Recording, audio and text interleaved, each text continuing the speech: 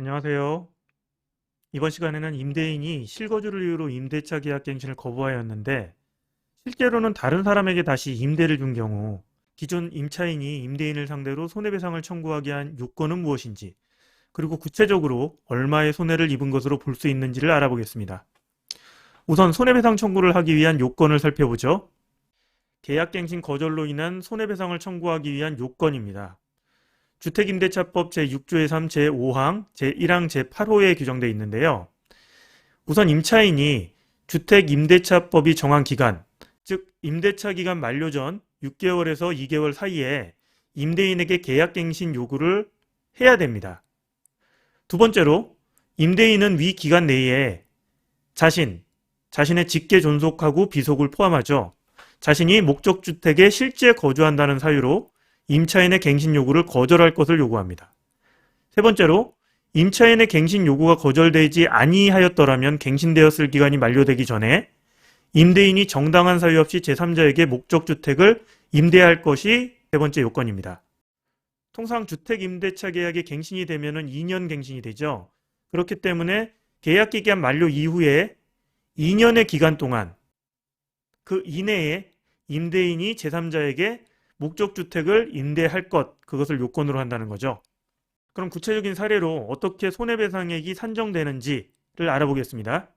자, 손해배상액에 관해서는 법 제6조의 3, 제6항에 규정이 되어 있습니다. 거절 당시 당사자 간 손해배상액의 예정에 관한 합의가 이루어지지 않은 경우를 예정하고 있죠.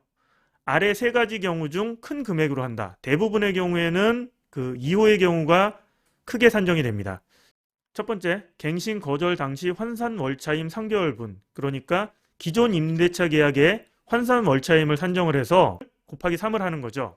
두 번째, 임대인이 제3자에게 임대하여 얻은 환산 월차임과 갱신 거절 당시 환산 월차임 간 차액의 2년분에 해당하는 금액, 그러니까 기존의 환산 월차임과 신규 임대차 계약의 환산 월차임의 차액의 24개월 곱하기 24를 한다는 거죠. 세 번째, 실입주를 이유로 한 갱신 거절로 인하여 임차인이 입은 손해액. 이 경우는 갱신 거절을 하지 않았다면 발생하지 않았을 손해액. 구체적으로 이사비라든가 중개 수수료라든가 그런 내용들이 되겠죠. 그래서 이 세 가지 방법으로 산출한 금액 중에 가장 큰 금액이 손해액이 되는 것입니다. 자, 그럼 구체적인 사례에서 어떻게 손해액을 산정하는지 계산을 한번 해보죠. 이거는 판례 사례를 간략하게 정리를 한 건데요.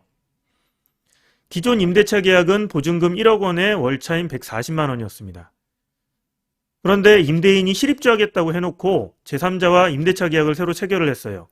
보증금 2억 5천만 원에 월차임 150만 원으로 계약을 체결했습니다.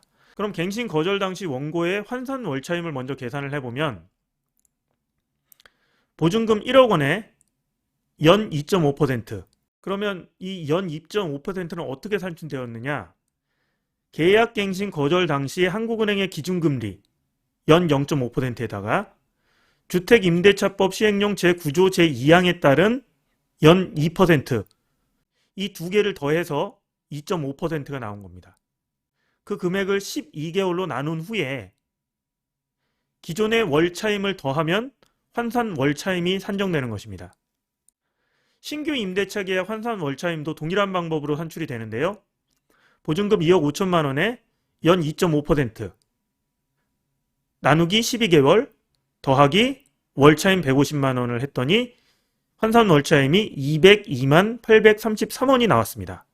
그래서 최종적으로 손해배상액을 보면 신규 임대차 계약 환산 월차임에서 갱신 거절 당시의 원고의 환산 월차임을 빼고 그것을 2년치 24개월을 곱하면 손해배상액 990만 원이 산출되게 되는 것입니다. 표를 잠깐 보여드리겠는데요. 최근에 이렇게 급격하게 기준금리가 올라갔죠. 그렇기 때문에 신규 임대차 계약에서 환산 월차임 액수가 점점 더 이렇게 높아지고 있습니다. 그 얘기는 임차인분들이 손해배상 청구를 할 때 손해배상액이 계속 이렇게 늘어나고 있다는 것을 의미하죠. 최근 몇 년 사이에 월세 대란도 발생하고 주택임대차법이 개정된 이후 임대인 실입주를 이유로 한 분쟁이 엄청나게 발생하고 있습니다. 그래서 임차인분들이 이에 대응해서 손해배상을 청구하는 경우가 많이 발생을 하고 있죠. 오늘 말씀드린 사례와 유사한 피해를 입은 임차인분들은 임대차 계약서, 계약갱신을 요구했다는 증거, 문자라든가 카카오톡이라든가 녹취 파일이라든가 뭐 이런 것들이 있겠죠.